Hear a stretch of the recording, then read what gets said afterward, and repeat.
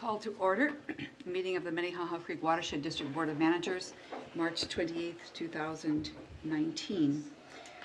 All managers are present except Manager Shackleton. We have Manager Becker was unable to be with us last week, so I want to revisit the recognition of him that we acted on last week by rereading it. And there is a gift also, which I'll give you as soon as I'm done reading. Okay. Resolution 19031 said this: William Becker served on the Minnehaha Creek Watershed District Board of Managers from 2016 to 2019. And during his tenure, he made significant and valuable contribution to the ongoing success of the district. He supported the district's vision of a balanced urban ecology, principles of sound science, flexibility, and partnership, and promoted the district's focus on high-impact capital improvements and policy that integrates land use and water planning. He was instrumental in the development of the district's conservation easement stewardship policy, which ensures the district's careful administration of its land conservation program and fosters a common understanding of the expected behaviors of the district and the fee owner of properties under easement. He provided wise insight and perspective into state government and helped forge new value-added partnerships with state agencies and the legislature. He advised and helped guide the board's effort to strategically align the organization. He partnered with staff and board of managers to develop a funding strategy that helped secure new sources of funding for 2,488 acres of littoral zone habitat across 14 lakes as part of the district's 6 Mile Creek Halsted Bay Habitat Restoration Program. And his presence and contribution to the organization will be missed by the board and staff. Now therefore be it resolved that the MCWD Board of Managers hereby formally acknowledges William Becker's contribution to the organization and expresses its deep gratitude and thanks for his service.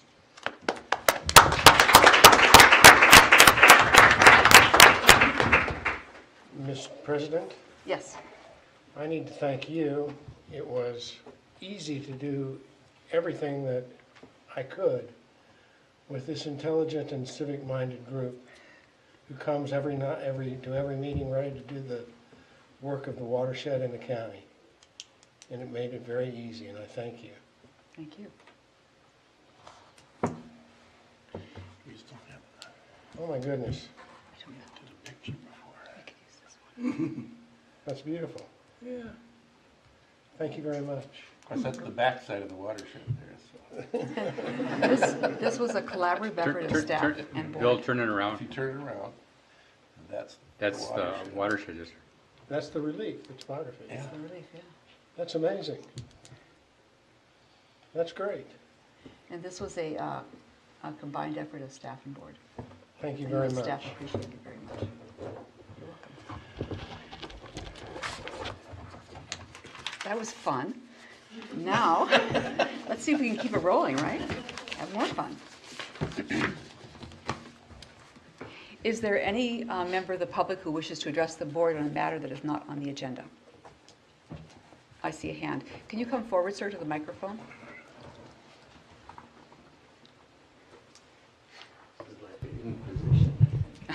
This microphone? And then if you'll start by giving us your name and your address. Okay, well, good evening. This is new for me, so I have to be patient. My name is Kevin Zoller. I live at 6651 Minnewaska Parkway. So I'm on Lake Minnewaska. I'm a master water steward, thanks to you folks. I'm a AIS detector. I do water samples for both the PCA and the Metropolitan Council. So the reason I'm here is because we're struggling with funding for AIS ramp inspection of boats. We have a really good, strong lake association on Lake Minnewaska. We have a lot of people that donate money to help us with all of our programs, mostly to deal with AIS. I'm sure you know we're an infected lake with zebra mussel. It's just barely infected, but we think we're pretty exposed for the future. We are horribly, terribly afraid of starry stonewort. That's the next big threat. It's not there yet. And so we need inspection. So Carver County doesn't have enough money to support the ramp inspection on Lake Minnewaska. It's not just Lake Minnewaska, I'm sure you all know that. It's a lot of lakes in Carver County and throughout the state. But the watershed has been cutting resources to Carver County, and that's impacting us significantly. So, like any lake association, we have, I mentioned we have a lot of donors. We have a budget. We do treatment for invasive weeds so that we can all enjoy the lake. We absolutely respect that everybody should have access to the waterway, and we're trying to keep it clean. The efforts that we take are pretty substantial. For example, in my yard, I have zero runoff to the lake, and I think that's pretty significant. And so through my training, I've been working with neighbors to try to get them to do the same thing. So what I'm saying is we're doing our part, but we need help. Because of this shortfall in Carver County,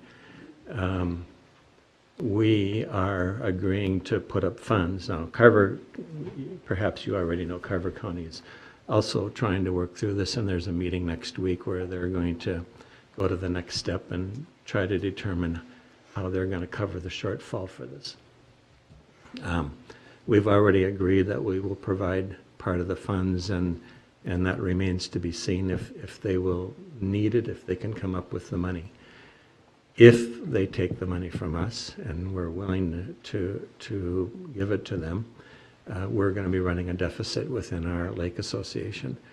We've built up a reserve for the unforeseeable. So we've had 3 years of zebra mussel starting in 2016. And it wasn't just our effort, of course, DNR and Carver County were involved, but we put money into the abatement of the zebra mussels then.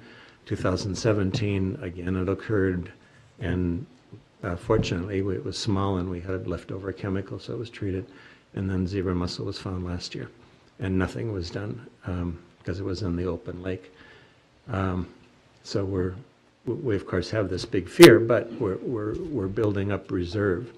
And so when I talk about us in a deficit, that's cutting into our reserve for these things that I'll put in the category of catastrophic. And so we need your help. And that's what I wanted to share with you. For my sake, would you repeat your name? Kevin Zoller. Mr. Zeller. This is not on the agenda, and during this part of the agenda, we don't normally interact with people who come from the public, but to be sure that you know that we are listening to you, Mr. Whisker is going to say a few words about how we came to this decision that you're talking about. Okay. Sure. Thank you, President White, managers. First of all, to Mr. Zoller, thank you for taking the time to come today and speak. And thanks for your engagement in all the water research program with water stewards and sampling and being an AS detector. It's nice to have folks in our watershed that are that engaged. And this is an issue that we've been engaged in for years. And I want to provide a little bit of background and then maybe just recommend to the board, since I think you're all aware that this is an issue that was raised by a number of different lake associations in Carver County. I think at a policy level, it's an issue that's getting discussion across lake associations in the state, just in terms of what the governance framework is vis-a-vis AIS for research, for prevention programming, and then for rapid response and management. And as you know, that's something that we've spent a lot of time on over the years. So just by way of background, in 2012, the Watershed District really put itself out in a leading way, I think, in the state, establishing AS prevention and management program back when there wasn't really a cohesive statewide framework for that. And so we were initiating a whole series of pilot programs ranging from research that we were working on with different state agencies, the various inspection programs that we've begun ramping funding down for, and then management and rapid response. And over time, I think the best way to characterize it is this: the state's governance frameworks become more cohesive and more clear. And in 2015, 2016, we started to take an environmental scan of where things were going and redefine our position on AIS, having been a leader in certain areas. Where were we going to be more involved moving forward? And I think the way that I've seen the framework change over time with the state is, with regards to research, because we've heard questions from other lake associations regarding who's involved in research. The Minnesota AIS Research Center was actually established as the statewide hub to conduct leading edge research on AIS and identify scientifically based management strategies. And they're now getting routine levels of funding from the legislature. I think there's a bill making its way through right now for another $2 million of appropriation there.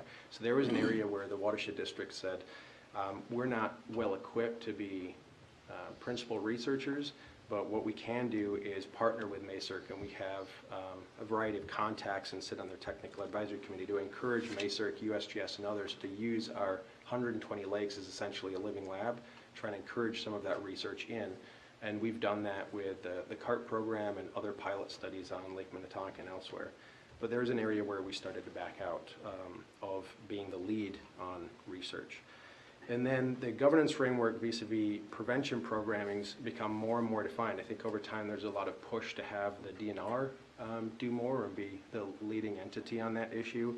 And over time and a variety of different decisions, given the authorities at a local level, span of control, funding regimes, the legislatures decided that they will provide money through county programming for prevention programming and inspections. And I think that what that does is it recognizes there's a need for some level of local control, local initiative, and that at each county scale there's a mosaic of partnerships, agency capacities, willingness, abilities, those sorts of things. And so in knowing that that was the direction things were going in 2015, 2016, we underwent strategic planning to reevaluate what's our position on this issue. And we engaged all of our partners that we were providing funding to and sort of developed a framework to gradually step funding down over a period of 3 to 5 years and communicate that message out to our partners. And it wasn't decreasing funding, it was really shifting funding and redefining our role. So really where the watershed districts evolved to is knowing that we're not the best positioned to run prevention programming or research, and knowing that there's a need for management, is the board through discussion said we would play a more active role in managing aquatic invasive species that have a documented, demonstrable, measurable water quality impact, and that had the science to do cost-effective management. And I think right now our involvement in Carver County with the the largest carp management program in the state, which is an AIS, to clean up the 14 lakes out there, that's where we've been shifting our attention, and we've been doing that, I think, intentionally and in coordination with Carver County. But of course there's concern about that because there's programming that's there that's relied on, in part, on our funding to provide capacity to do the prevention program. So what I would recommend is, and this is something that we do every year, is just through the normal routine budgeting process that the board review its position on the issue and understand how we've decreased funding over time, can continue engaging in conversation with Carver County. And I think understanding from Manager Olson and Anna, who were at the Carver County meeting, I think that's something that the Carver County board's looking for too, is just clarity on where is our ultimate position going to be on the issue vis-a-vis the funding, so they can make an informed decision about their level of support for this programming. Thank you. Budget discussions start all too soon. Occupies the whole year. Can I respond to some of this, to what he just said? Just a couple of sentences. We have a big, busy agenda tonight, Okay. Mr. Oliver. Go ahead. So we are also a supporter of Maersk, and our board and myself both contribute to them. So we recognize what they do, and we're in lockstep in that regard.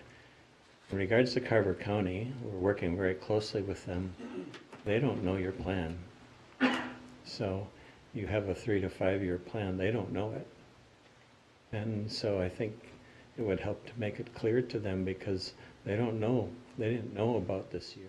They don't know about next year. That's what they're telling us. Mhm. And so maybe it's not trickling down to the right people, but they don't know about your cut in funding. And you need to look at who has vested interest here. Mr. Zeller, wrap it up, please. Our lake association has vested interest, but so do you, and so does Carver County, so does Chanhassen. All of these organizations need to contribute, and it's one of the jewels of our area, and it needs your help. Thank you. Thank you.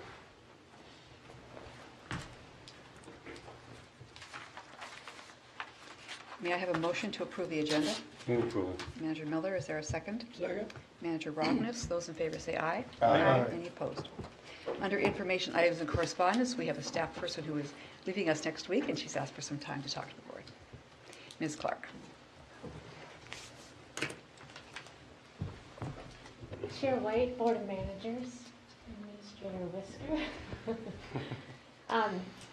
I just wanted to have a couple minutes to say thank you for my incredible opportunity to build just a real wealth of professional experience at this organization. Lewis and I talked for just a few seconds about just the evolution of watershed management in my tenure here, which is really kind of a snippet of time, but when I started, it was just kind of the beginnings of the first NPDS construction permit. Contractors didn't know what silt fence was. Our organization has evolved immensely in that short time as the permitting program manager, initially the first compliance officer. I spent hours at board meetings with our board reviewing site plans and looking at where the silt fence was, talking about what color it was going to be, how water worked, and Easy for you to say, it was miserable. it was very intense and deliberate and technical and long. The organization, the evolution of the organization to be kind of somewhat at odds as a regulator with our communities to now a hand-in-hand partner with our communities, really using our position as a regional water agency best to protect and manage the state's most premier water resources is being part of that evolution has been very incredible to be a part of. So for all that experience, the opportunity to have a hand in so many capital projects, in land acquisitions, are all things that a lot of water resource professionals don't get in a whole career. So I feel very blessed for that. So grateful, and thank you for the board's support too of staff. Through many boards, I think it's been a pretty constant support of staff and the generation of ideas that has, together with the board, led to this evolution in management. Hearing our partners across the table now talk about our work in their words, how we are focused in areas to create maximum outputs with our limited financial resources and make measurable change. I hear that from city public works people and staff. So I think that whole evolution and the evolution of watershed management here leading is very exciting. So thank you for staff support. And I'm also so grateful for my dear friends here. That'll be lifelong, and I know that's very unique too. So thank you. Thank you, Renee. And Mr. Whisker, go ahead. Go ahead. I have to go first. Anyone want to say anything? I will say that out in the community, the first name I ever heard, long before I was on this board, about someone who worked here was Renee Clark. And so it's going to be really, really a blank spot. I'm going to miss you a lot. Thanks for being with us. Ms. Manchaloftis. I echo that statement. my first interactions with the district were with Renee, and they were always very positive. And just want to thank you. 17 years. It's a lot of time and a lot of great projects that you've worked on. Truly appreciate it. You will be missed, and I wish you the best. Thank you. Thank you. I just got a little comment. Renee worked on the art park development of the plan, and it was a well-organized opposition to it in the neighborhood for reasons we've yet to be able to try to determine. But Renee was always so positive and so professional and so accommodating to whatever crazy idea was proposed or whatever comments were made about our ideas. She just reacted positively like she does all the time, a big smile, and so that's a good point of view, and I thank you for sharing it. And it was, I think she made the difference between success and failure on that particular project, and it's the latest one she's worked on. So I'd echo that. I was at one of those meetings where it just turned, the mood of the room turned. She did an excellent job. You did a good job. I was just, you can say no in such a nice way. We look forward to the trip. Danny Becker. As a board member, I appreciate your work. Whenever we threw you into the eye of the storm, I was confident you would come out calm. It would pass. Yes. Mr. Whisker. I just wanted to take a few minutes tonight as well and acknowledge Renee's 17 years. I know you don't like the number being said out loud. 17 years of service and amazing. She started at 10. It was Yeah. Those interns are so young. yeah. It was Just an to- intern. Just a tremendous contribution to the watershed district over the years, and a huge reason for why we are where we are. And, you know, before wishing her the best as she embarks off on the next phase of her career in water management, I wanted to run through some of the milestones. You have to bear with me because there's a lot.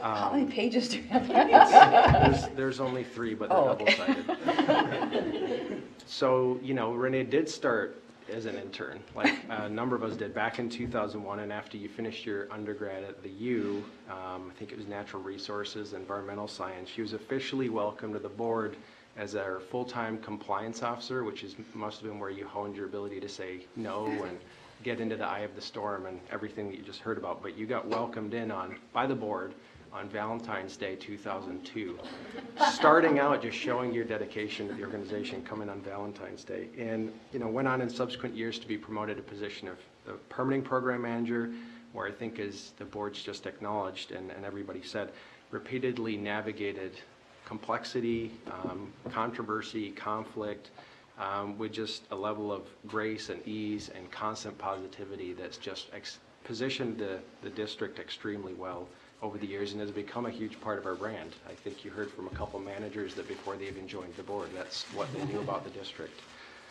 And in 2005, after I had the luxury of joining the district, Renee saw fit to bring me in to the permitting department. I just remember watching, we talked about this over lunch the other day, with admiration as she navigated her way through a whole series of developer or applicant interests and local communities and concerned residents, and always, again, bringing a level of calm and clarity to the process. And it was a completely different world back then in terms of the regulatory dynamic.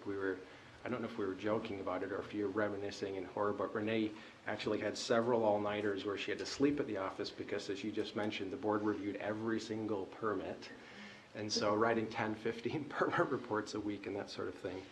But one of my earliest permitting memories was watching her manage a really contentious public hearing that some people might remember over at Victoria City Hall for the Smithtown Road crossing. And that was one that really caught my attention because it was all about a channel connecting Lake Virginia and Smithtown Bay. And the applicant, which was the county, had proposed 3 different alternatives, one of which would have made Lake Virginia a permanent part of Lake Minnetonka. So you can imagine the room was full and there were interests on both sides. And it was just a lesson in public service to watch how Renee handled all the questions and controversy from the public and the technical questions from the board and come out of that with sort of a well-reasoned approach that people listened to and understood. And it was for a lot of those reasons that over the years you've just been an incredible mentor for a ton of people that have moved through the organization. I was no exception. When I first got hired, Renee instilled in me right away our culture of collaboration and spent hours correcting all my writing and coaching me through meetings and how to handle conflict, always in ways that promoted our mission and protecting the resource, but built our reputation too as folks that are pragmatic and solutions oriented. So I learned a lot, and not too long after I started, you moved on and left me in permitting to figure it out, and moved on into operations and maintenance and then projects. And if you tick through the list of projects, that it's significant, the impact Renee's had on the organization, working with the board and our partners on a range of high-profile capital improvements, spanning almost every kind of project you can imagine in pretty much every corner of the district. And this is the short list. So, you know, you worked on the Mound Downtown redevelopment with Met Council Transit Center, and a lot of the work in the redevelopment, street reconstruction, and economic development in downtown to integrate stormwater, the Gideon Glen stormwater project and restoration in Shorewood, a ton of land acquisition, restoration, stormwater management, and the creek remeanders up in Minnetrista and Independence with key landowners around County Road 26, the Dutch Lake project, the sand iron filter, Chelsea Woods stream restoration, all the Gleason Lake improvements, the Mooney Lake flood pump outlet, all in Plymouth. A ton of demonstration shoreline sites around Lake Minnetonka and Tonka Bay, Excelsior Mound. Steiger Lake, the wetland restoration, which treats about 250 acre drainage area. I think most of the board knows how instrumental Renee was in our collaboration with outside partners, the state, the city of Orono, to develop the easement that protects Big Island, the 56 acre natural area. It's about 8,000 feet of shoreline that we protected and restored. The work down in the Glen with the Vets Home, the Corps, some mixed memories there, but a great project. Well, let's not go there. Yeah, and Dick had mentioned the work in Edina, which started with Reach 14, which is just downstream of West 54th Street, where she worked to engage 16 homeowners in the 2,000-foot stream bank restoration. And then, as Manager Miller mentioned, just the level of community engagement and support building that she put into getting us to a point where we could get that Arden Park project over the finish line for the dam removal, the 2,000 feet of creek improvement, 80 acres of stormwater, the skating, the bridges, the boardwalks, the playground, the shelter buildings. That's, you know, just a huge amount of effort, and obviously has contributed a significant amount in our Keystone series of projects in the Minnehaha Creek Greenway, starting with Park Nicollet, you know, kind of the ground zero for the Greenway work, which became a pilot, and the Minnehaha Preserve, the 3,000 feet of channel work there, and the stormwater, 80 acres of stormwater, and all the planning that went into that with the city of St. Louis Park, the Powell Road, all the private easement negotiation, around 260 acres of water under Southwest Light Rail, and then Cottageville Park, the 20 plus acres of stormwater and 400 feet of creek, and all of the park programming that's been facilitated by the 5-acre expansion and the pavilion and the community gardens, and the list goes on and on and on. And I think you can tell just from, that's the short list, just the significant and lasting impact that Renee's had. And as the board mentioned, I think outside of projects, her positive impact has been really significant to the organization. Just the meaningful and lasting relationships with community leaders that we're going to enjoy even after she leaves because of the hard work that she's done. And just her efforts internally, visible and invisible, just helping to steer the level of organizational change that we've gone through. And I think that's all the work stuff. Renee kind of mentioned the dear friend piece. On a more personal note, as everybody knows, she's just a wonderful person. And in 13 plus years with Dick, I'm going to echo Dick's comments. In 13 plus years with the district, I've never ever seen her show up with anything less than brimming positivity and enthusiasm to be around her coworkers, regardless of the day of work and the work that was ahead. Just excited to be with the group, which has made her a key piece of the awesome culture that we all enjoy now. And when you work with somebody that long, you're no longer coworkers, you're almost family for better and for worse. And I think it's for all those reasons I'm going to miss you terribly. And with that said, I want to let the board and Renee know it's been my honor and pleasure to work with you for so long and learn so much from you, and I'm really sad to see you go. And I know you're going to do great things, and I take some solace in the fact that you're going to be just around the corner, so close enough for happy hour and sushi. So please join me in thanking Renee for her service and contribution and wishing her all the best as she heads just a little bit south to Chanhassen.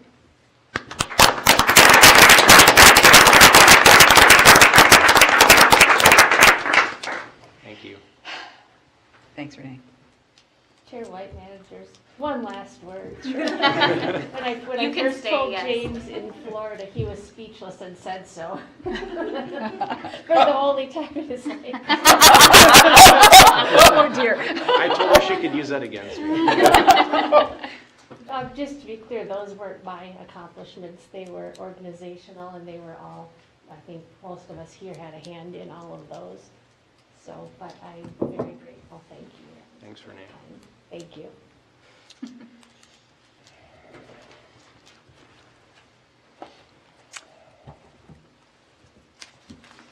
Well, on the consent agenda, we have approval of the minutes of the March 14th board meeting, check registers from general checking account and the surety checking account, and no other consent items. Is there a motion to approve the consent agenda? Move approval. Manager Olson, is there a second? Second. Manager Becker, those in favor say aye. Aye. Any opposed?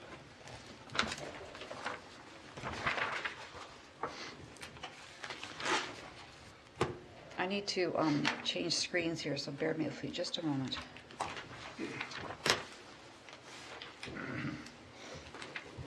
I want to talk about 2 policymaker meetings and 2 bills that Senator Osmek has introduced, and then I'll make a liaison appointment, so I need to take a few minutes here. On Monday this week, I went with Tiffany Schaufler to the Senate Environment and Natural Resources Committee, chaired by Senator Ruud, where we were on the agenda, she was on the agenda along with USGS, National Weather Service, Hennepin County Emergency, to make a presentation on how flooding and water flow on the creek and handling of Grays Bay Dam helped us prevent flooding. And unfortunately, that was the day that the Senate floor session went very long because they were talking with that handheld phone bill. So they didn't get to the presentation, but the materials, really excellent materials, are in their packet for their committee, and so those were available for everyone to see. And then we hustled over to Hennepin County, where we had a meeting with Commissioner Irene Fernando and her policy aide, Bill Emery. They are very interested in environmental improvements in the broad spectrum, very interested in environmental justice. Mr. Emery was particularly interested in the Master Water Stewards program, so Ms. Schaufler endeavored to give him more information about that. So that was a really positive meeting, and I think Ms. Schaufler for organizing the materials there. Then Senator, I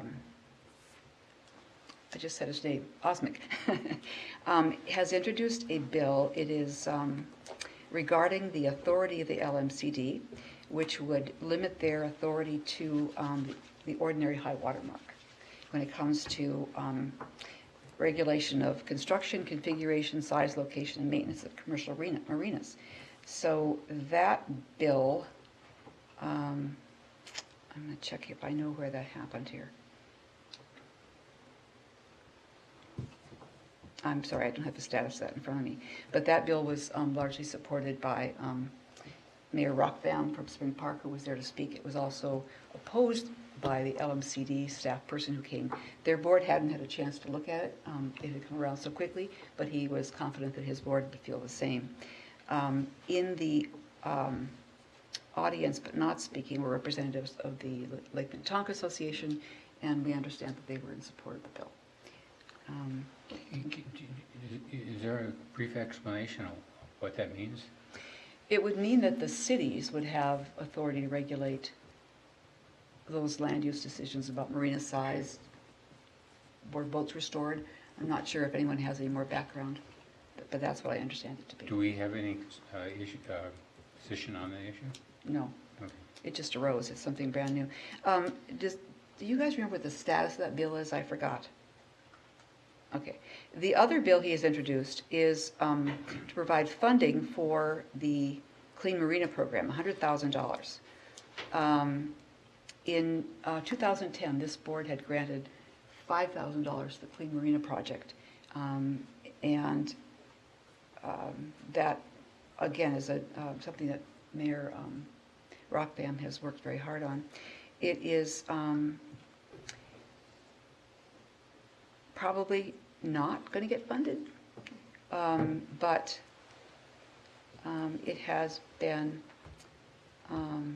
included in the Omnibus Environmental Policy Bill.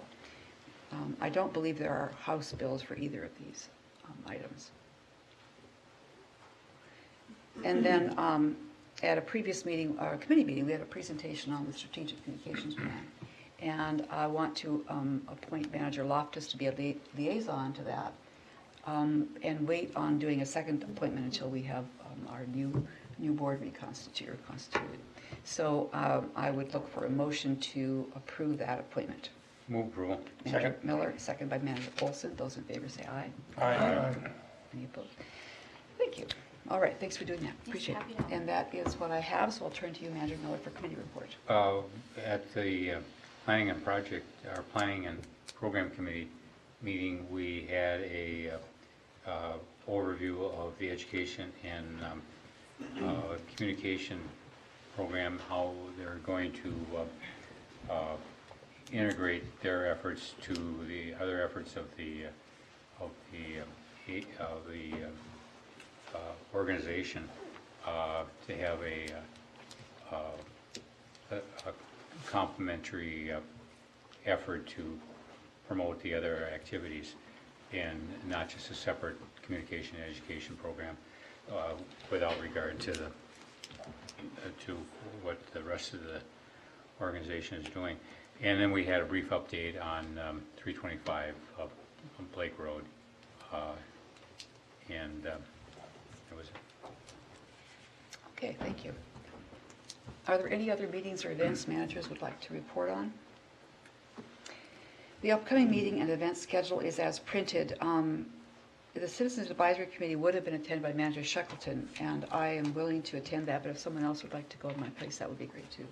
It'd be April 3rd, so just let me know. And then the remainder of the meetings are as shown. And we'll move to item 11.1, which is Resolution 19033, and look to Mr. Gibbs for the audit report.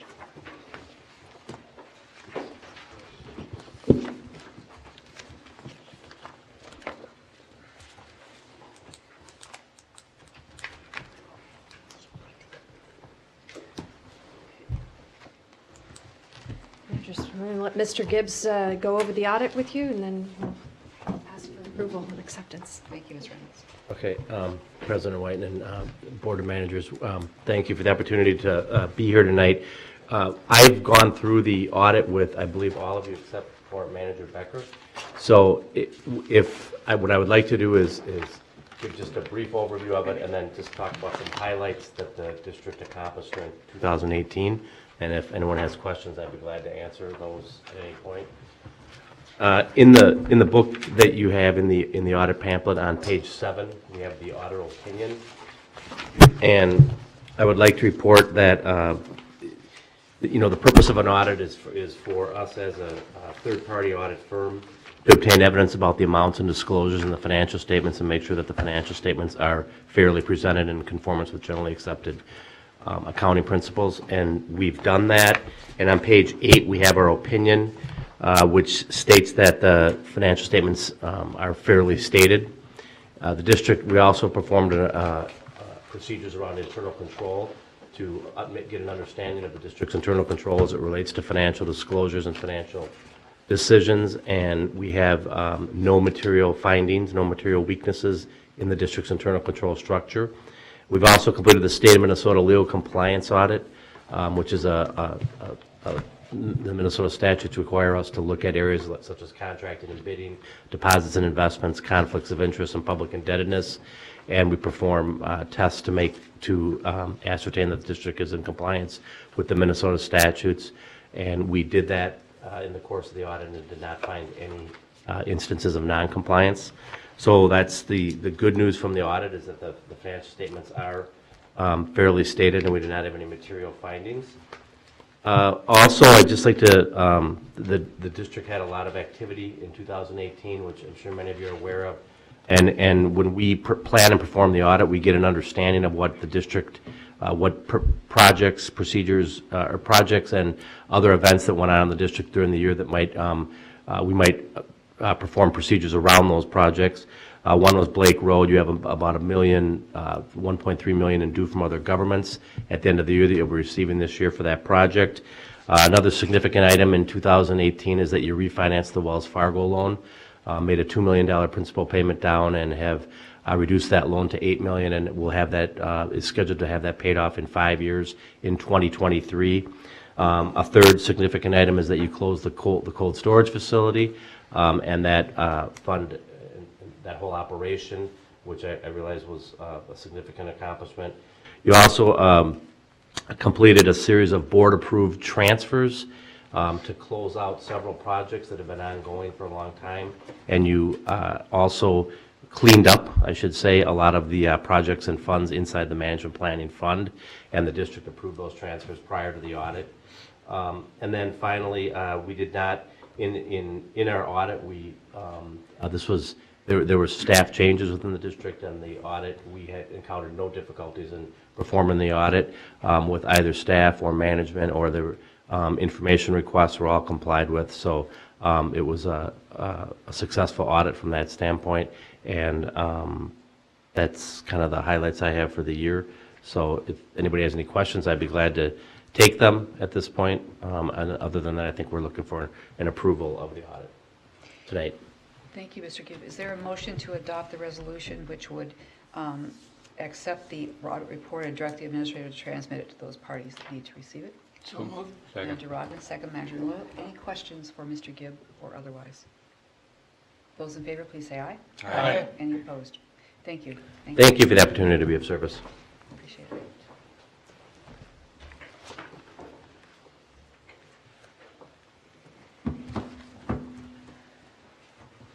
Item 11.2 is Resolution 19034. Ms. Joan Lee.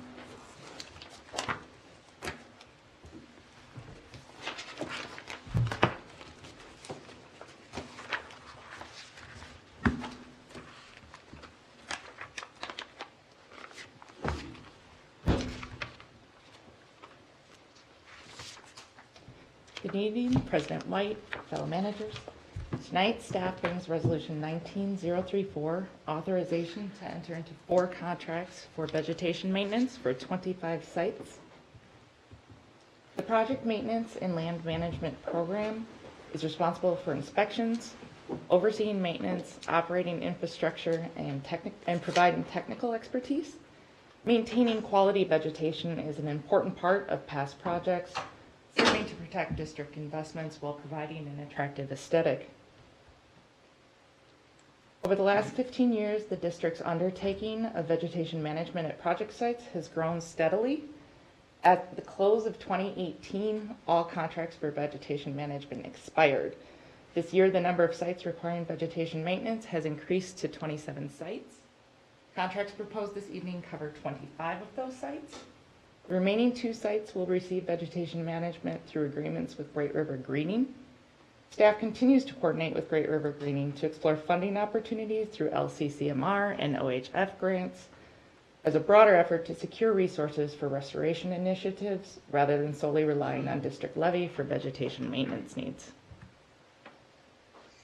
Staff has divided these 25 sites into 4 proposed contract packages based on geography, management goals, and timing considerations. The Minnehaha Creek Greenway sites. This contract package is for 1 year of vegetation management. Through the conservation easement with Methodist Hospital, the district will take over management of the entire Methodist Hospital wetland in 2020. Therefore, a 1-year contract allows us to align all of the sites within the Minnehaha Creek Greenway corridor under the same umbrella. Cottageville Park has come off warranty, and this grouping will eventually include cold storage as well. 6 Mile Marsh Prairie Restoration and Laketown Wetland. This contract package is also for 1 year of vegetation maintenance. Great River Greening's research management at 6 Mile Marsh Prairie continues through 2019, and Laketown Wetland has unique negation monitoring and reporting requirements. I'm not familiar with Lake Town wetland. Is, It was a little NAR. it's, oh, okay, terrific, thank you. Pond buffers and shoreline sites. This contract package is for 3 years of vegetation maintenance. A 3-year contract duration affords valuable management consistency while still providing staff adequate time to review and adjust management needs as the site requirements evolve. Many of the sites in this package have been under district management since 2009 or earlier. And finally, we have the west and southwest sites. This contract package is also for 3 years and groups together some of our large acreage sites in addition to 3 properties where Great River Greening has completed grant-funded restoration through agreements with the district. The request for quotes for vegetation maintenance was distributed to 7 contractors. This table summarizes all the submitted quotes. Landbridge Ecological, formerly known as Wetland Habitat Restorations, submitted the low quote for both the Minnehaha Creek Greenway sites and the pond buffers and shoreline sites.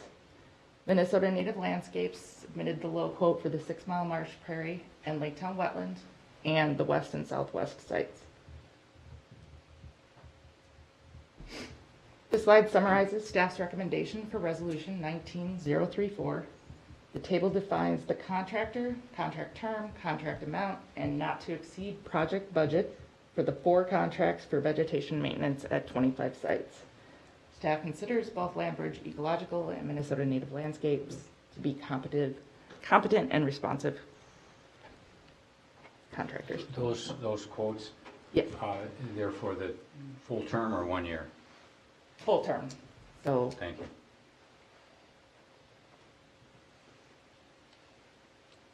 the 4 vegetation maintenance contracts detailed in the previous table equate to approximately $150,000 when broken down annually. The projected budget for the maintenance in 2020 will increase to an estimated $175,000 as 2 more projects, 101 Bushaway and Jennings Bay, come off warranty and Great River Greening agreements will shift. Again, staff is seeking board action on Resolution 19034, authorization to enter into 4 contracts for vegetation maintenance at 25 sites. Thank you. Is there a motion to adopt? Move approval. Manager Second. Miller? Manager Olson, are there questions for Ms. Jonley? Those in favor, please say aye. Oh, Manager Becker? How do you evaluate the providers? Is there any post-project evaluation? Manager Becker, we have a long-standing history with all of, well, 4 of the contractors that we received quotes for. And we're constantly evaluating the work that they provide. We give them real-time feedback as throughout the season when we do our inspections, they report to us. And so we're in kind of constant contact and interaction with them. I hope that answers the question. Thank you. All those in favor, please say aye. Aye. Any opposed? Thank you. Remind us the spring is coming, right? Item 11.3 is Resolution 19035. Anna Brown.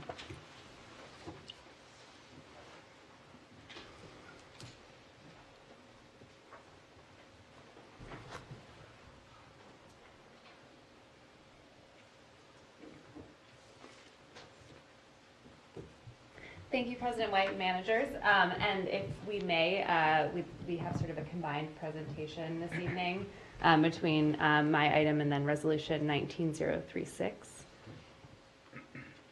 So I am first seeking to award a contract for the alum treatment at the Wasserman West Pond. And then as part of my presentation, Brian will be presenting a complementary proposal to do some sediment analysis as part of that project. So we'll be presenting on both of those elements. So I'm going to provide a little bit of background on the proposed alum treatment, to sort of recontextualize this project. I will provide an overview of the results of the quote solicitation for the alum treatment, and then I'll turn it over to Brian to discuss this complementary sediment core analysis. So as the board is aware, this alum treatment is a component of the overall site improvements and park planning for the Wasserman West site. In a way, the pond is, this treatment is sort of the origin of the broader project. We have long identified as a watershed district, and as have the lake associations and lake residents on Wasserman, had identified concerns around this pond. It's in close proximity to an active feedlot. There's a lot of anecdotal evidence about there being nutrient issues coming out of this pond. So we first in 2016 sort of did some preliminary analysis on this pond and identified that it is a significant source of phosphorus to Lake Wasserman, and that using an alum treatment we could achieve a 39 pound per year phosphorus reduction.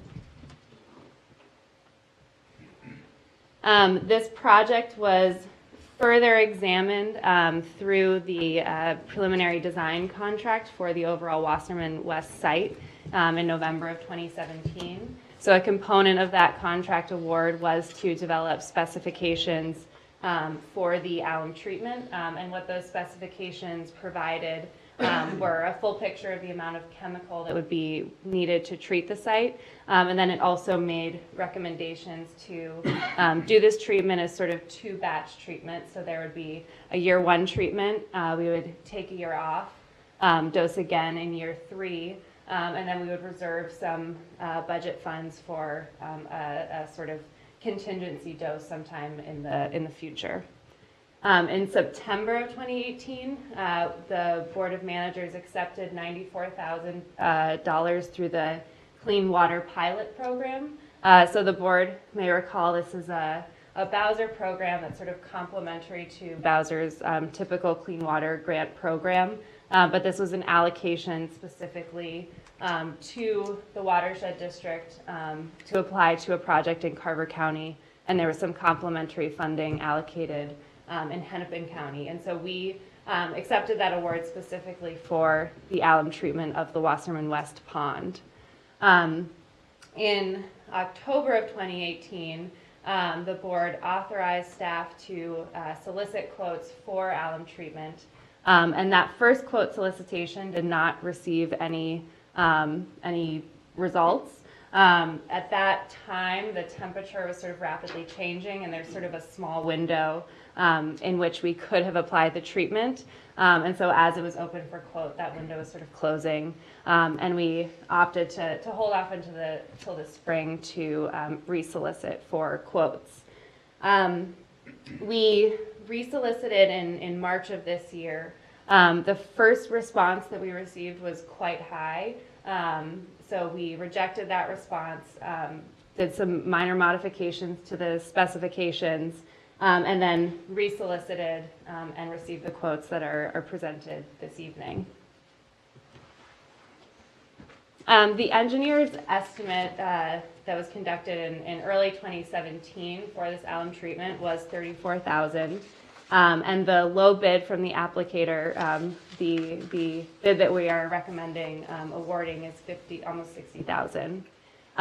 We've done a substantial amount of due diligence on these numbers, talking to applicators, talking to the chemical companies, and it seems that the cost is entirely attributed to rising chemical costs. So there's been a pretty dramatic increase in those costs. And the applicators that we've spoken to and the chemical companies we've spoken to say there is some expectation that costs might continue to rise. So we are recommending that we award to that low bid contractor. The total budget for the two alum treatments within this 3-year window within the grant is about $104,000. And that budget is the grant amount plus a required 10% match. So with these increased costs. We of course can absorb this first treatment into the grant. And it's possible that we would need to consider increasing the district match in the out years if alum costs remain high and if we need to do the same level of treatment. However, been working with research and monitoring and Brian to think about how we can kind of take a science-based approach to this future treatment and think about if there's a way to more efficiently apply in our future treatment. So essentially we'll be looking at making a scientifically informed choice about the level of treatment to perform in this out year and whether or not it can be kind of absorbed in that budget amount. So again, the recommendation is to award this contract and then authorize this research and monitoring group to perform some additional analysis, which I will now turn over to Brian to talk us through. Thank you. Mr. Beck. President White, Board of Managers. What I'm going to talk about today is why it would be useful to collect a little bit more information to help inform our future alum applications outside of the initial one that's going to happen this spring. And so to do that, it's helpful to give some context about lake internal loading, alum dosing, and those things will help us approach and identify cost savings in the future. Furthermore, we're going to have more alum applications in the future, so this will be a nice small item that we can understand, so Wasserman West compared to larger lakes in the future, and help inform how we approach these with other lakes. So lake internal loading, just kind of a very high overview, is driven by sediment phosphorus release. And sediment phosphorus release is driven by two different items, which is the amount of dissolved oxygen that's in the water and the sediment phosphorus content. So if there's a lot of phosphorus in the sediments, you can imagine that more will come out. Secondly, dissolved oxygen controls whether or not phosphorus is or isn't coming out. So if there's no oxygen, you get phosphorus leaking out of the sediments. If there is oxygen in the sediments, it kind of keeps it locked in there. So those are the two things that typically are used to develop an alum dose. So prior to developing a cost for the Wasserman West project, Wenck Associates collects sediment cores from Wasserman West. And that provides you the information of how much phosphorus is in the sediment and tells you how much alum you need to inactivate that phosphorus. And when you have a lake with high internal loading, what you see is that peak of phosphorus you see on that graph on the right, right near the top of the sediment. So it's driving phosphorus into the overlying water, and that gets when that gets in there, what happens is Wasserman West is a smaller pond, but it drains over to Wasserman and causes water quality issues. So we know that in Wasserman West there was a lot of phosphorus in the sediments. The second part, as I mentioned before, is dissolved oxygen. And so on the left you see it, the contours or the depth contours in Wasserman West. What we did was give a cross section on the right of Wasserman West. So that's what Wasserman West Pond looks like if you cut it in half and turned it up on its side. And what research and monitoring did was go out and collect dissolved oxygen concentrations throughout the year and figure out when you have that low dissolved oxygen that causes release of phosphorus. And so in May, this is the section of the lake that had low dissolved oxygen, and that persisted through September. Then it slowly creeps up until you have the majority of the lake has very low dissolved oxygen, and that entire area is contributing to the internal loading issue. You can imagine that the part of the lake that has low dissolved oxygen the longest contributes the largest amount of phosphorus to the overlying water. So 29 pounds is from that area that starts in May, and you get a lot less as you move up, so that those areas that are only contributing in June, July, and August only contribute 6 and 4 pounds. And so this information was given to Wenck where they could figure out what areas of the lake to apply alum to. And the approach is, for this, is a conservative one. In any areas that go anoxic or low dissolved oxygen should have an alum application. from the standpoint, 29 pounds, 6 pounds, and 4 pounds are all a significant reduction in phosphorus in an area where in the future you don't know where you're going to get phosphorus reduction going into Wasserman Lake. So trying to achieve the greatest amount of reduction is always useful when you have the opportunity. So hopefully a 39-pound reduction. With that being said, each area you can come up, or Wink can come up with a cost depending on how much area you're applying alum to. And the $59,000 is what's approximately it's going to cost, or that's what it is going to cost for this first application. And we know the total budget, approximately $104,000. What we have the option here is to see how the lake responds after we do the initial alum application. And so we can collect cores to better inform our second application. So my recommendation is collecting a few more cores to get a little bit more information to help refine that to get a cost savings if we can. And if that cost savings is going to impact the load reduction or if it won't, to figure out from the science-based argument, can we reduce the amount we apply and have very little impact, or do we need to apply that whole amount again? And so collecting cores in 4 more locations. So if you can see, the existing core location was the one spot that was collected before, but collecting cores along the area, if you remember that slope, collecting them from the different spots will help us figure out, okay, did the deep part do really well for the alum treatment, and did all the other parts as well also reduce the amount of phosphorus that's going into the overlying water? So it helps not only figure out how successful the alum treatment was initially, it also informs design and helps us tell the story of how well we're doing in reducing phosphorus in this watershed. And the cost of collecting those additional cores is $9,780. So with that, on top of figuring out how we're doing in this area, we're also going to have future alum applications. In Halstead Bay, an alum application will occur. What I have on the right is an aerial photo of Halstead Bay, and then superimposed on that in the lower right is Wasserman West.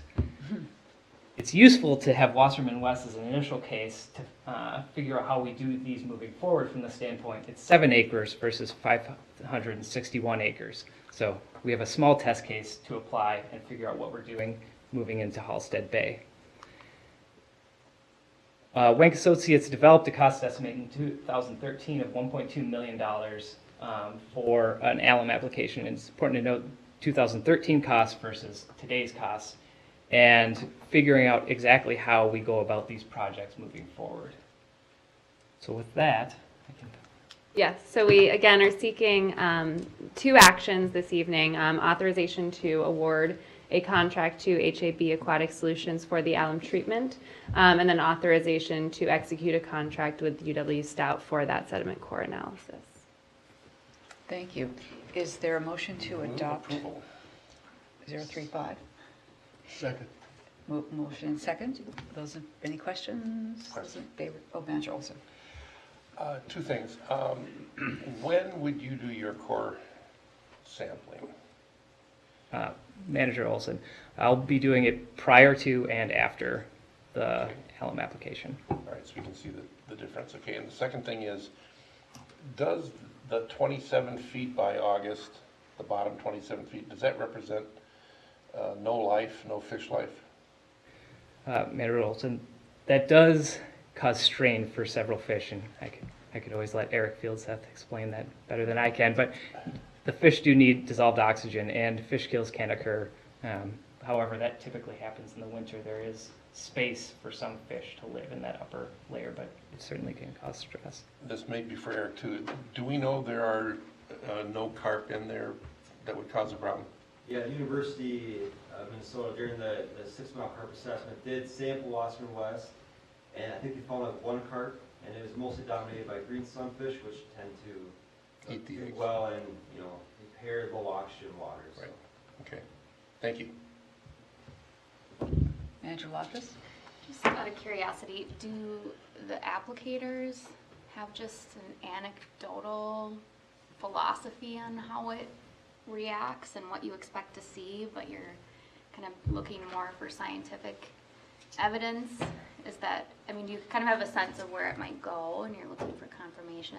Yeah, the reason why Wank had started doing the multiple applications, and I can let Chris speak to this too, but Because I'm going to point it right back to Brian. Brian, can't wait that way. so Don't ask him for a cost estimate. Each lake can respond differently, and the great reason to go and do the two applications is there's rarely a time where you can build half a project and see how it does, and then build the second half of the project. So this is the case where we can go do half the project, see if it worked well. If it's working really well, we can ramp back those costs. And the reason why that's necessary is because, yeah, the sediments do react differently as the alum falls onto them. So we can't, or it's not 100% predictable, but you can make estimates, and this provides us data to hone in those estimates. So those applicators have a general idea of how that alum reacts at certain depths. Yep. And then for future applicability, does it matter the water body size? Is this sample or information useful in a Halstead Bay? Yeah. Based on the completely different size of the water body. Yeah, Manager Loftus, the type of sediments is really the key. It's the size is not necessarily, but yeah. It's only asking because I was curious, but thank you. Manager Olson and I, and maybe Manager Rognus, attended a session on alum dosing at the spring tour, Mod Spring Tour last year. And we're really amazed at how much more sophisticated it's becoming, more dialing in closer all the time, so. Yeah, they use a GPS positioning to change the doses they're moving, which is quite interesting on a large body of water. So they map out, they have their own intention as they go. We have a motion and second on 19035. Any more questions? Those in favor, please say aye. Aye. Any opposed? Moving to Resolution 19036 for the contract with the University of Wisconsin Stout. Is there a motion to adopt? So moved. Manager Olson, is there a second? Second. Manager Rognus. Questions? Those in favor say aye. Aye. Any opposed? Thank you. I missed something funny. They left before the vote. Oh. No pins and needles on this one. Moving to item 11.5, Resolution 19037, Ms. Domjancic. Thank you.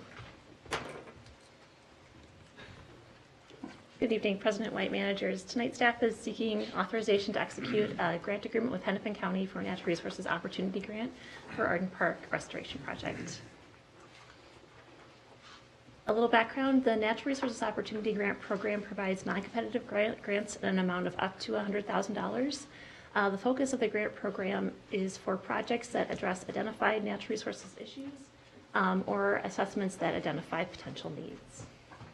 The evaluation criteria used by the reviewers include water quality improvement projects, preservation and restoration of natural resource corridors, and reduction of erosion and sedimentation. The application process involves staff submitting a work plan describing the work proposed for Arden Park, which was broadly stormwater infrastructure improvements, the creek remeander, and upland habitat improvements. The program does require typical reporting and the generation of an operations and maintenance manual to cover the lifetime of the project, which is typically 20 years to the grant program. That O&M manual has already been developed by staff, kind of more broadly and generally for the restoration project. That was approved in December by the board.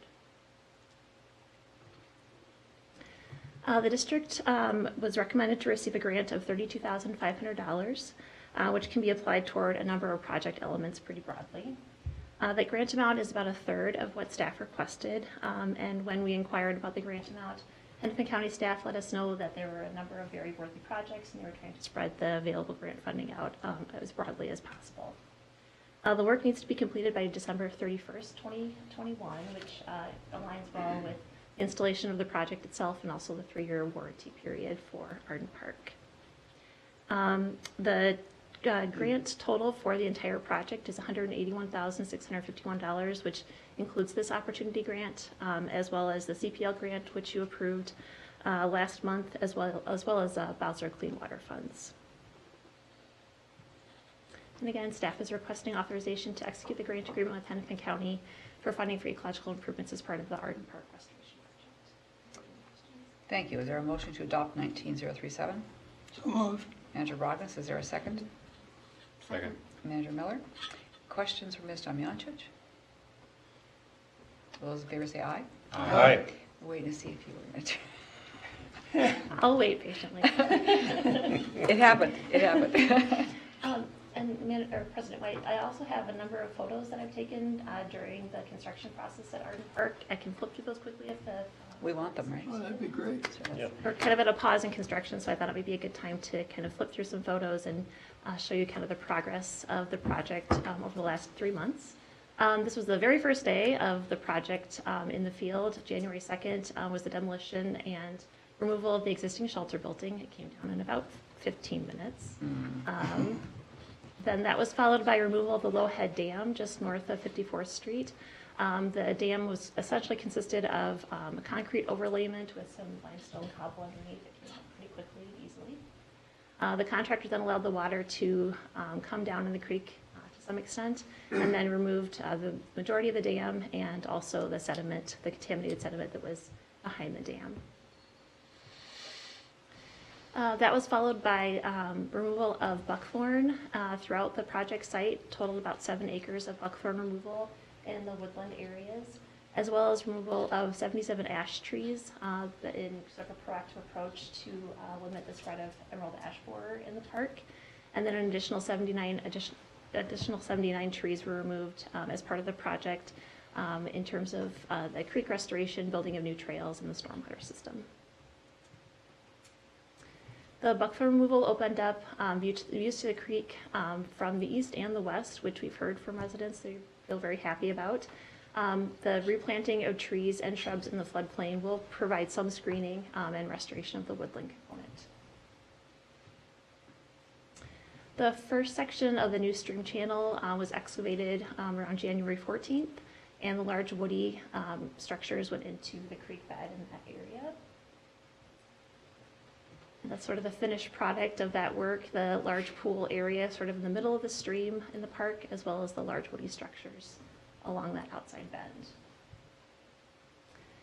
The contractor then moved upstream to work on the channel creation on the north end of the project, so dewatering was necessary. Although the dam was closed, there's still flow in the creek due to snow melt and that sort of thing in the early winter, so this is the dewatering setup where they shuttled water downstream.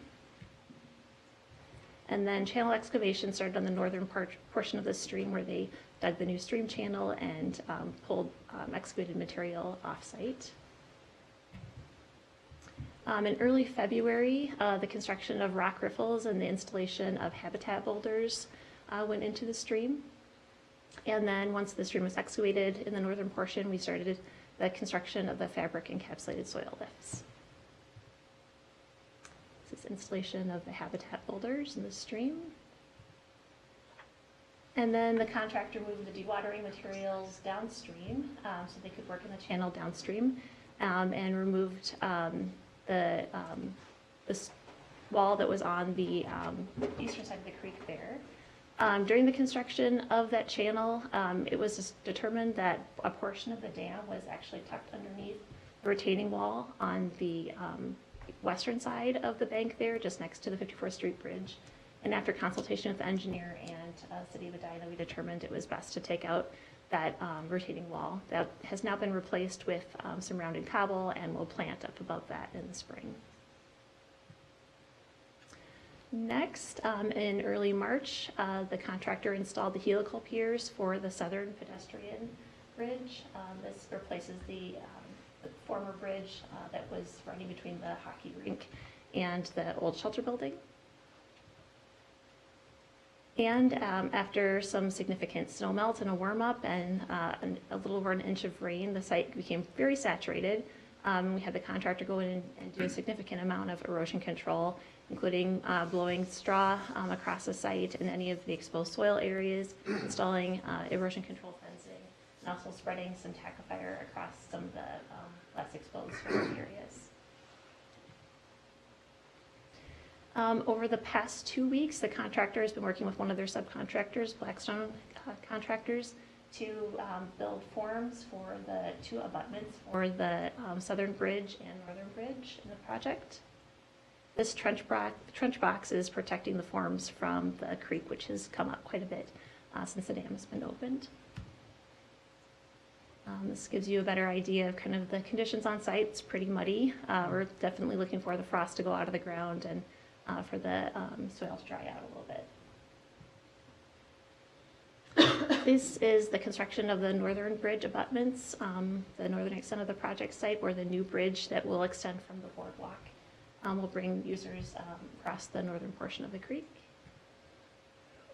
This gives a kind of better view, and you can see the helical piers for the boardwalk are just in the foreground there, leading up to the bridge on the western side of the bank, and then the rest of the park is to the east there. This was just from Monday. The abutment for the western bridge there is poured. The abutment for the eastern side of the bridge on the northern end will be poured on Monday this week. I just wanted to show one image of the habitat builders that are in the stream. We heard from a paddler who had paddled the creek last Friday and went through Arden Park and really enjoyed the rapid kind of effect that the habitat builders are creating. They really enjoyed paddling through Arden there. I can take any questions you might have about next steps. When did the dewatering stop? The dewatering finished the second week of March, right before the DNR's restrictions went on for fish spawning.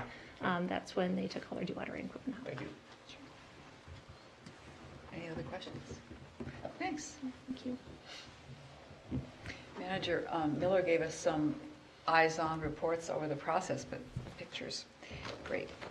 Do you have a picture of the before?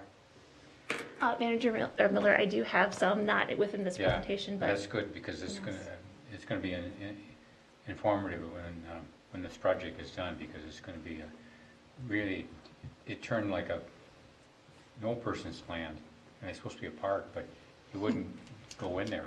I mean, it was just so overgrown with buckthorn, and it was like you didn't feel safe in there. And now it's going to be just, you can just see the neighborhood. It's just changed.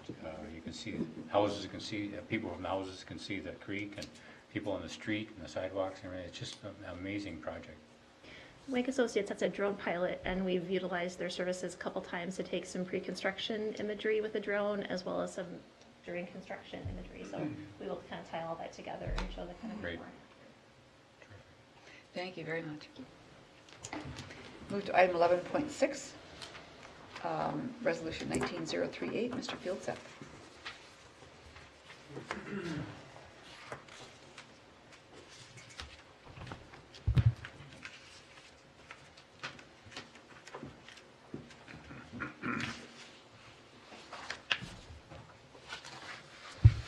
Thank you, President White, managers.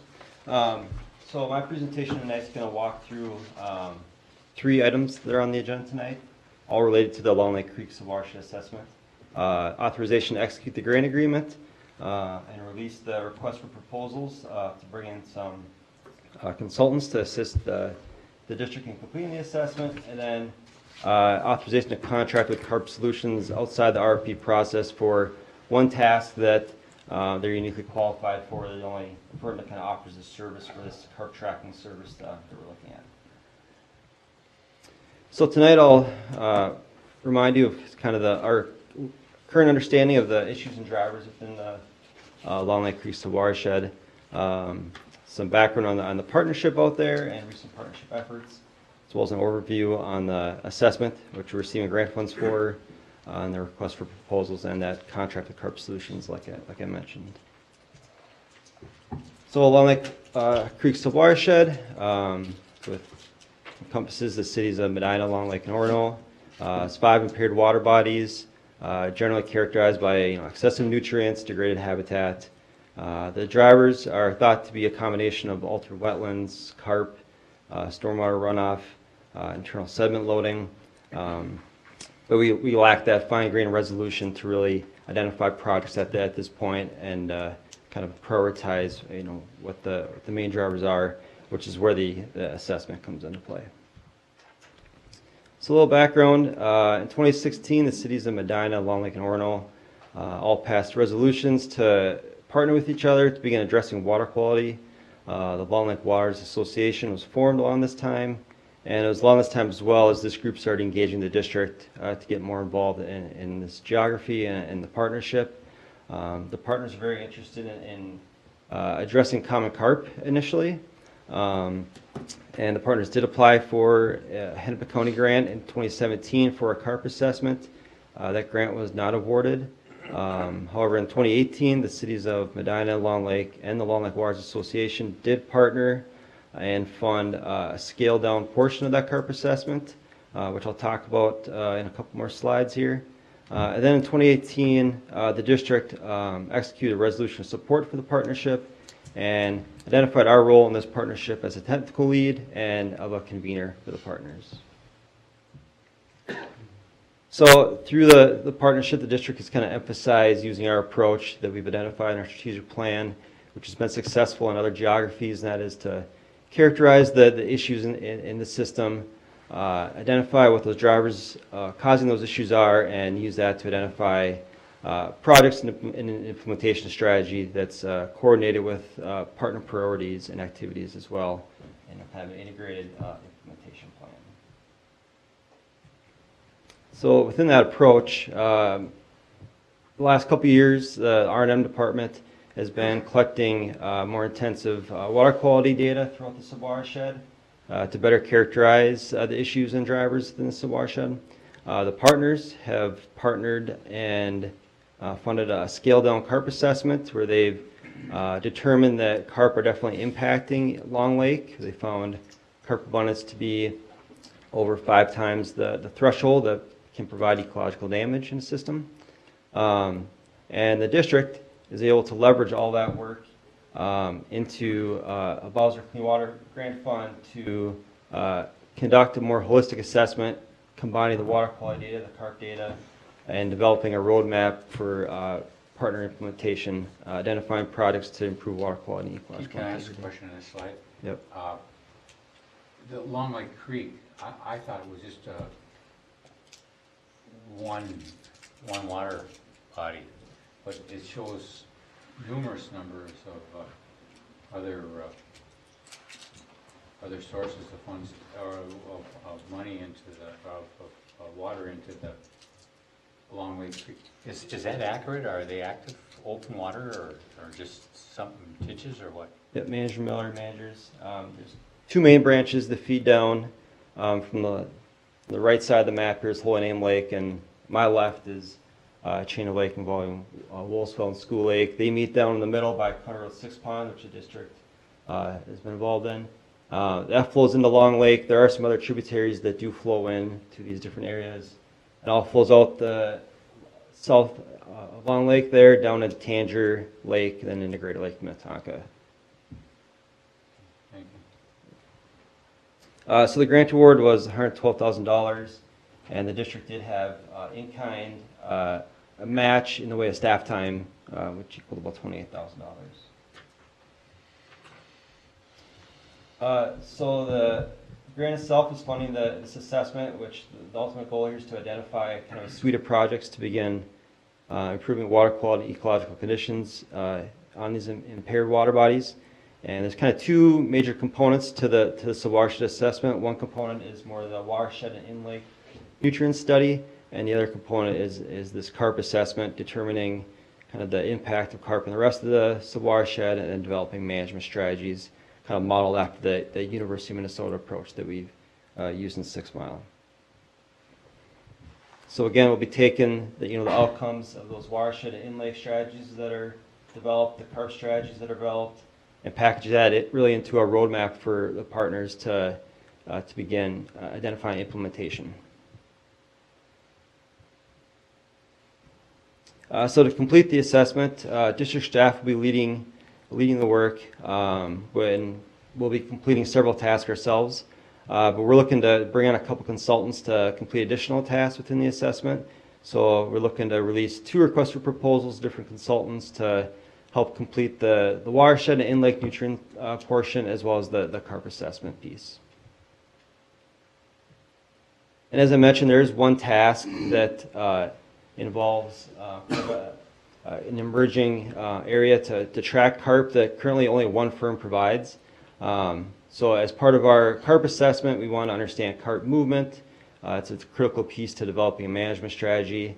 We want to do this through putting in these 3 antenna systems within the subwatershed. And Carp Solutions offers this service to rent these systems. They install them, they maintain them, troubleshoot them throughout the year, provide some data analysis. Essentially, we'll have a bunch of other carp tagged within the system with pit tags, these different radio tags, which you may be familiar with. They don't have a battery. They kind of span the life of a fish. They're much smaller, much more inexpensive. We can tag a lot more fish, get a higher resolution picture of what's going on. And the great thing about this is it provides kind of 24/7 data throughout the whole year, and it requires a lot less staff time. So we can just go out and download the data from these boxes and then analyze them back in the office. So as I mentioned, Carp Solutions is the only firm that currently is offering rental for these pit antenna systems. So we'll be looking at contract with them for that specific task.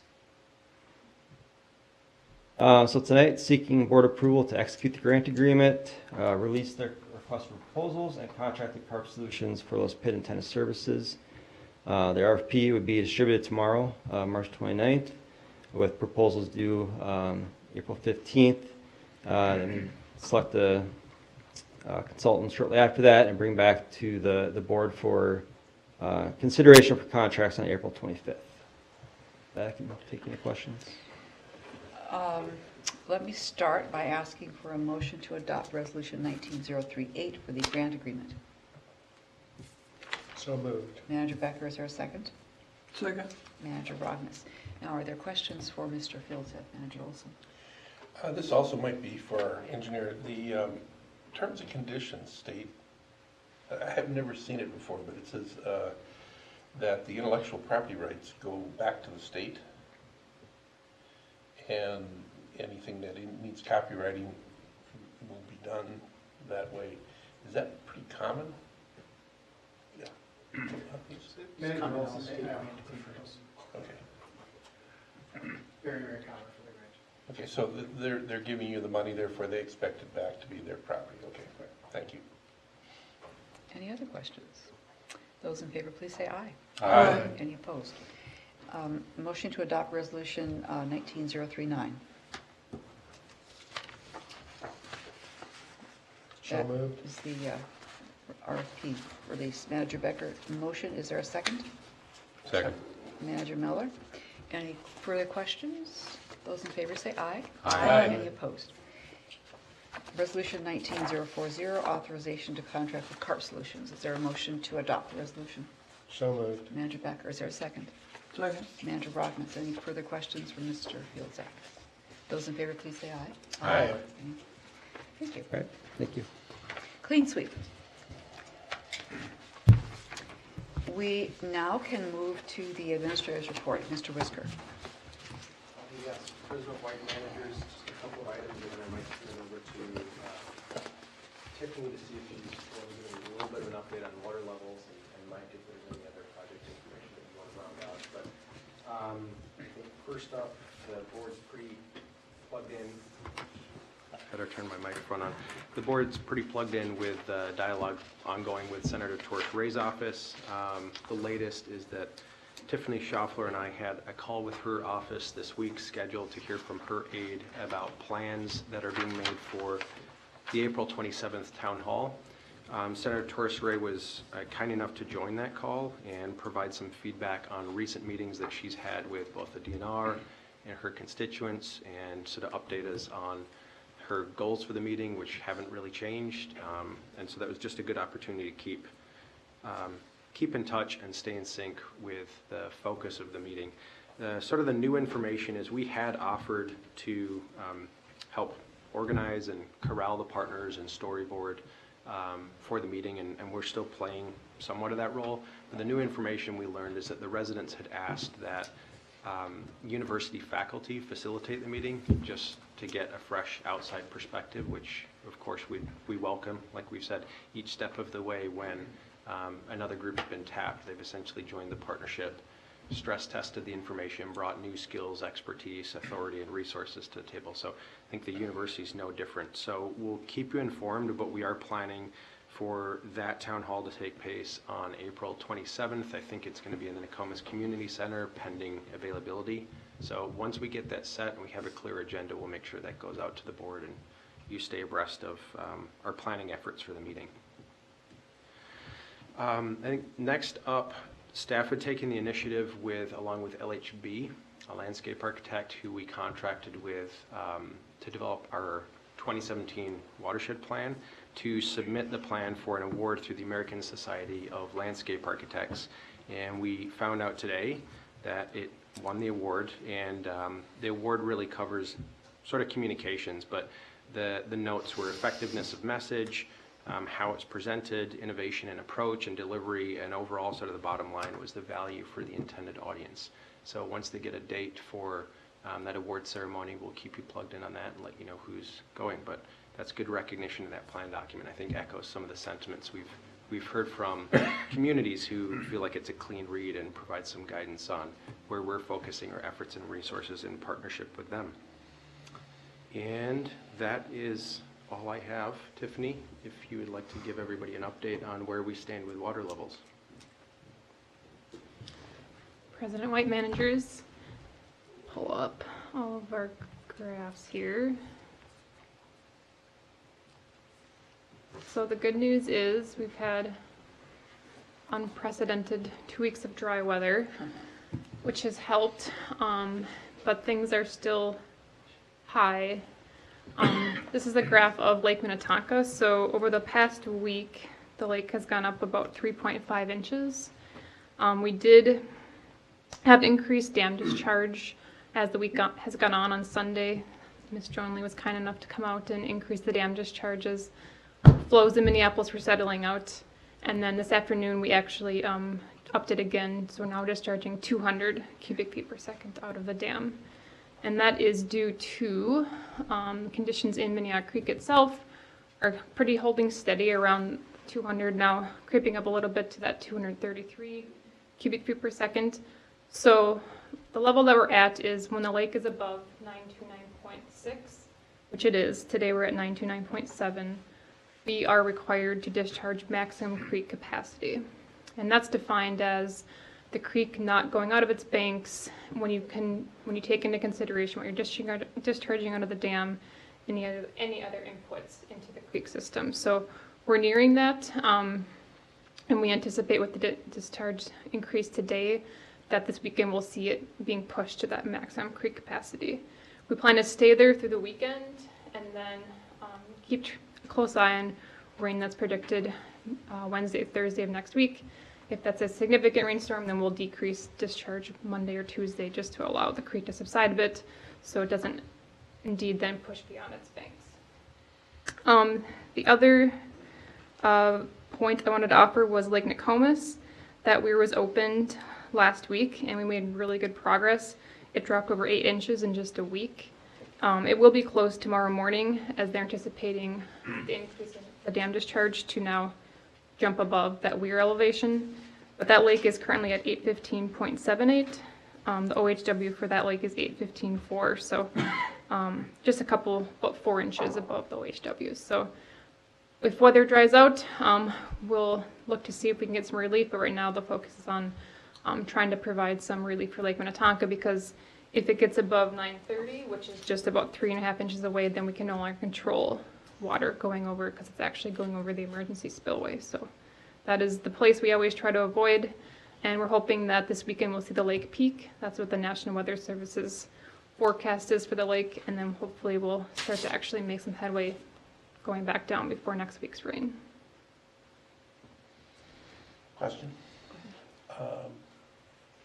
Arden Park can take all that flow right now? We don't have, I saw mud and straw and I saw what happened below the falls at one time when we were at 300 and up. How are we doing in the new park? Manager, also managers. It's been a good balancing act with internal staff of what we should do as well, but we've certainly been keeping Laura up to breast on what we're doing, decisions we're making, and they have been adapting along the way, and I think they are in good shape with the footings and keeping things dry. So they've been managing, and we've been keeping in close contact with her as well. Okay. Do you know what we're spilling over the falls? How much is going over? So that's reflected right here. So this is just above the falls. This was at 6 p.m. tonight. So 233. 233. And it's starting to rise, and I think that's from our increase of, from yesterday. And ice is all gone now? Ice Yep. dams? The creek and the wetland just behind the office is completely ice-free. Okay, thanks. I was at the falls on Saturday, and it was really pretty to see water and icicles together. Not a view I usually see there. Other questions? Thank you, Ms. Schaffler. Thank you. Mike, do you have Mr. anything? Heyman? Good evening, Chair White, managers. Really brief update on a couple of projects that weren't touched on this evening, and we didn't have an update at the last board meeting. The Minneapolis work, FEMA work, the stream components of all of that work is complete. I could have Tiffany touch on that a little bit when she was up here. There is still some trail work, some sites that we had some issues with trail that will be done once once some of the spring flows subside and the weather sort of permits. We'll be back in to finish some of that work. The ponds for Pamela and Bidet McCoska are complete. That work is complete. Of course, for all of these things, there are warranty elements and final restoration elements, just like 325 Blake Road, a variety of plantings and things like that to take care of. But for the most part, that work is complete. Out in 6 Mile Creek, Halstead Bay, 2 of the 3 cart barriers are in. So Highland Road and Wasserman are both in. We've modified those a little bit as the flows have come up. We were having some issues with some cattails, but those are modified. The gates are not complete yet, so those will be dropped in once fabricated. But we do have temporary systems in place that we can manage if the gates aren't fabricated in time for what we would anticipate cart moving through the system. We can use other methods to block them. They'll construct Crown in a few weeks once Blackstone, who's the contractor for that, actually leaves Arden. They're doing the footings and some of the bridge work, and then we'll be moving to the boardwalk. Utility installation is also complete out there for aeration. Now, of course, we can aerate this year, but in future years, we'll be able to monitor the dissolved oxygen and now have utilities in place to do that work. And then Laura gave an update on Arden, so there likely isn't anything I can add beyond all the pictures she showed, other than boardwalk will be ongoing, I believe, even though the site will be sort of demobilized. Blackstone is the subcontractor on that, so they will continue to do some boardwalk work while the rest of the work is on pause. Okay, questions for Mr. Heyman? I just want to comment about these reports. Certainly. I feel that very comfortable with the amount of information that we have about all these projects. There's a lot of things going on, and I think these reports are very, very helpful to make sure that we understand the complexity of them and how much work is put in and where we're progressing and where we're not. So it's really good. Thank you. We are adjourned.